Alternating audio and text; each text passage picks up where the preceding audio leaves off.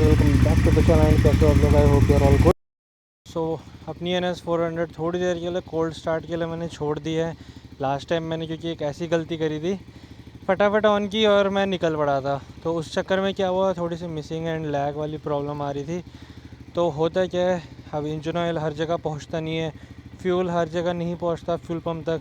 थोड़ी देर उसे cold start के लिए रख दो और ये देख लो भाई, मेरे सामने खड़ी है एक टूरिंग डोमिनर 400 लोडेड के साथ।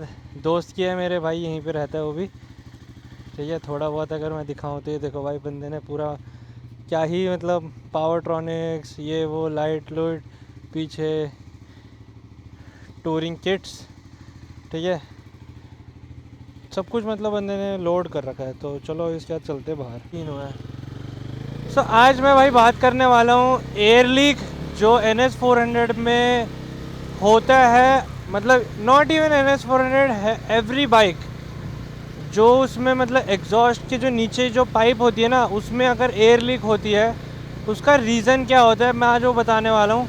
मतलब मैं भाई पता है लोगों की इसी तरह हेल्प करने की कोशिश करता हूँ कि यार मैं ना वीडियो से दूर दूर तक लोगों तक पहुँच पाऊँ। ठीक है, चाहे वो केरला हो, साउथ हो, ईस्ट हो, वेस्ट हो, इंडिया या किसी भी कोने में, इवन बाहर देश के भी लोग देखते हैं बट उन्हें मेरी लैंग्वेज समझ नहीं आती। तो मैं आप लोगों को इसलिए इन्फॉर्मेशन पूरी देना चाहता हूँ, जितनी मेरे पास है ना भाई मैं उतना देना चाहता हूँ कि हाँ, किसी भी बाइक में, इवन ड्यूक हो, KTM की 390, 250, कोई सी भी बाइक, एयर लीक की प्रॉब्लम आती है तो दो तीन रीज़न्स होते हैं। या तो भाई पाइप के उसमें गैप आ जाता है, जो क्लैंप होता है नीचे वो लूज़ हो जाता है अगर, ठीक है। नहीं तो अगर एग्जॉस्ट हम लगवाते हैं बाहर से और बाद में वापस अगर स्टॉक कर रहे हैं तो एयर लीक होता है, क्योंकि ढंग से फिटिंग नहीं हुई होती। हम बाहर से करवाते तो फिटिंग सही से नहीं होती। तो इसमें कोई टेंशन की बात नहीं है, इसमें आपका बहुत प्यार से मैं समझाने वाला हूँ कि भाई एयर लीक किस तरह आप हटा सकते हो। सो अब आप क्लिप्स चेक करो ज़रा। तो बस ये चेक करो भाई, गैसकेट का न्यू पैकेट अपने ले लिया है सर्विस सेंटर से और हमारा बाइक का बेंड पाइप भी निकल रहा है। सो इसको अभी इंस्टॉल करवाएंगे और दिखाऊंगा। और ये सिर्फ 72 रुपीज़ का मिला है मेरे को, ज़्यादा बड़ा अमाउंट नहीं है, तो काफ़ी सही अमाउंट में ये मिल गया है। अब मैं आपको दिखाता हूँ, ये पुराना वाला है जो इसमें लगा हुआ था। तो इस तरह भाई ये जल जाता है और असलियत में इसका मैं दिखाऊंगा कैसा होता है। और ये देख लो क्या हालत हो गई है, मतलब जल जाता है, हीट हो जाता है। तो लोहा भी ऐसा हो सकता है, बट ये एयर को लीक होने से बचाता था। अब उसने जितना साथ देना था वो दे दिया। अब अपना नए वाले की बारी है, गैसकेट की। इसको बुश बोल लो आप लोग, ये गैसकेट कुछ भी। तो इसको अब इंस्टॉल करवाएंगे। और ये देख लो भाई, पूरा राउंड मेटल की तरह अंदर फिक्स हो गया, एकदम company fitted, coupler to coupler वाला काम जिसे बोलते हैं। ठीक है, अभी ये अच्छे से हो जाएगा, एयर टाइट बिल्कुल, कि मतलब एयर ही ना लीक हो। और ये प्रॉपर फिटिंग बैठती है इस गैसकेट की। अब आफ्टर मार्केट लोगे कभी नहीं बैठेगी, बट कंपनी की चीज़ लोगे भाई प्रॉपर फिटिंग बैठेगी, कहीं से कोई चीज़ अजीब नहीं लगेगी। इवन दो फिटिंग कैसे भी हो, मैं अभी बाहर से करवा रहा हूँ क्योंकि भाई कंपनी के पास जाने का उतना टाइम नहीं था, वो बहुत टाइम वेस्ट करते हैं, इसलिए मैं बाहर से करवा रहा हूँ। तो मैंने परचेज़ कर लिया था। तो अब ये देख लो, कैटलिटिक में जब लग जाएगा तो बहुत ही प्यारी फिनिशिंग आने वाली है। अब ये अंदर होके इसका जो क्लैंप है उसे वो टाइट कर देंगे, तो बढ़िया से एक फिटिंग बैठ जाएगी। फिर इसको कैटलिटिक के साथ अभी जोड़ देंगे, तो वो भी मैं आपको क्लिप दिखाऊंगा कि भाई किस तरह ये हेडर, क्योंकि पूरा उतर जाता है एग्जॉस्ट। आप देखो, कैटलिटिक हमने फिट करवा दिया है, ठीक है, आप देख सकते हो नीचे कैटलिटिक फिट हो गया है। अब क्या, हेडर का जो पाइप है वो निकाल दिया, ताकि हेडर आराम से उसको हम फिक्स करेंगे, क्लैम्प को टाइट करेंगे, फिर हेडर के नट्स को भी टाइट करवा देंगे। तो ये है कि भाई अब 1% भी मतलब एयर लीक होगा ही नहीं, जो मेन प्रॉब्लम आती थी बाइक्स में। एग्जॉस्ट होता क्या, आफ्टर मार्केट एग्जॉस्ट लगाने में होता है। अब इसकी हालत देखो और न्यू वाले की हालत देखो, इसका अब कोई काम भी नहीं है। अब हेडर से ये जुड़ जाएगा और बिल्कुल इसको सही हो जाएगा। अब होता वही है कि यार एग्जॉस्ट वगैरह हम लगाते हैं, निकालते हैं, उस वजह से ये ऐसा ख़राब हो जाता है। पर ठीक है, अब सामान तो मिल गया। और ये देख लो, फिटिंग बिल्कुल मतलब फ़िट टू फिट, समझ लो इस तरह फिटिंग हो जाएगी। अब आप देख लो एक बार कैसे फिटिंग हो रही है, पूरा ढंग से इसको अंदर करेंगे, फिर क्लैंप अप टाइट करवाना है इसमें। अब कोई इशू भी नहीं आ रहा है इसमें कि हाँ यार थोड़ी सी शायद स्पेसिंग का इशू या कुछ। ये देखो बिल्कुल ही मतलब एकदम ही घुस गया, समझ रहे हो।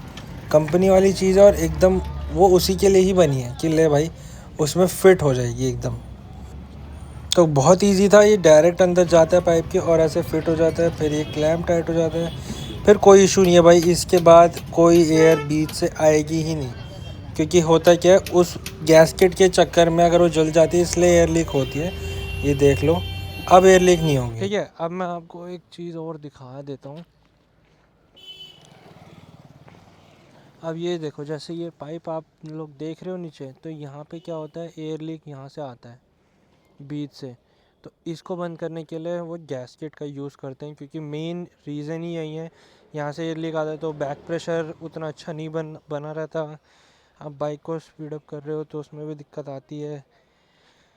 सो ये गैसकेट उसके लिए हेल्प करता है। बाकी आप लोगों ने क्लिप्स तो देख ली होंगी, तो उस क्लिप में भाई प्रॉपर तरीके से फिटिंग करवाई है, जिससे हम एयर लीक की भाई टेंशन मेरी ख़त्म, पूरी जीरो हो गई भाई बिल्कुल। So I hope this information is helpful to all.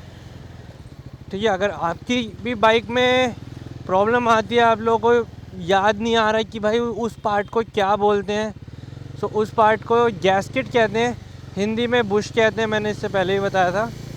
तो ये पार्ट बहुत ज़रूरी है। अगर कोई एग्जॉस्ट चेंज करवाता है ना, उसके लिए बहुत ही इम्पोर्टेंट है कि वो लेके रख ले, क्योंकि जब भी वो स्टॉक करेगा या आफ्टर मार्केट एग्जॉस्ट भी लगाता है तो वो गैसकेट जल जाती है, जल के चूर चूर जाती है, फिर वो ख़त्म ही हो जाती है, समझ रहे हो, फिर वो यूज़लेस सी हो जाती है। तो इससे बेस्ट है नया गैसकेट ख़रीद लो। काफ़ी लोगों को पता होगा, काफ़ी लोगों को पता नहीं होगा, सो इस वीडियो से उनको हेल्प मिल जाएगी, तो वो आप लगा लो। बाकी अब बाइक की जो साउंड है ना, सिर्फ और सिर्फ मेरे को राइट के अंडरबेली से आ रही है। पहले मुझे यहाँ से भी आती थी, क्योंकि एयर लीक थोड़ा सा भी होता है ना तो सेंटर से भी साउंड आती है, थोड़ी बाइक की साउंड चेंज हो जाती है, लाउड हो जाती है। उससे दिक्कत कुछ नहीं है, ये है कि हाँ थोड़ी सी लैग फील हो सकती है, मिसिंग टाइप फील हो सकती है, क्योंकि प्रॉपर तरीके से वो नहीं मिल पाता एक फ़्लो। जैसे आप अगर एग्जॉस्ट भी लगवाते हो, सो एक प्रॉपर तरीके से अगर एयर फिल्टर ये सब नहीं मिलता तो किसी किसी को लैग फील होता है, ECU सेट नहीं होता। तो खैर अपनी बाइक क्या होता है, इनमें सॉफ्टवेयर्स है, तो उससे ऑटोमेटिकली ECU सेट हो जाता है, तो कोई दिक्कत नहीं है। बाकी वीडियोस भाई रेगुलर आएंगी, जो मैंने बोली थी वो चीज़ रहेगी, रेगुलर रहेंगी। आओ भाई,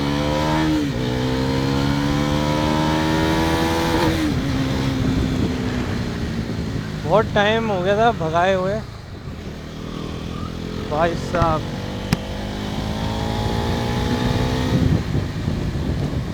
चलो भाई, रश राइडिंग आज नहीं, किसी और दिन। आज एक छोटी सी वीडियो देनी थी आप लोगों को। मिलते हैं इसी के साथ में नेक्स्ट व्लॉग में। See you soon, bye bye, tata, take care.